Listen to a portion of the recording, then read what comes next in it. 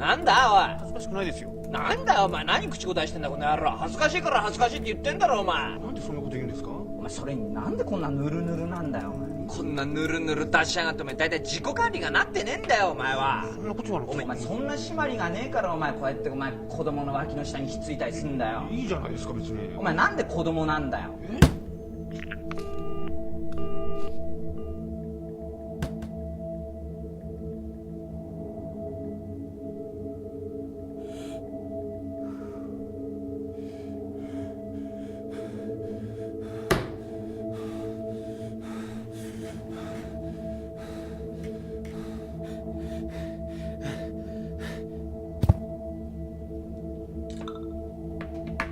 Hey, don't worry about your cousins. They're going through a tough time. But everything will be okay. See you soon.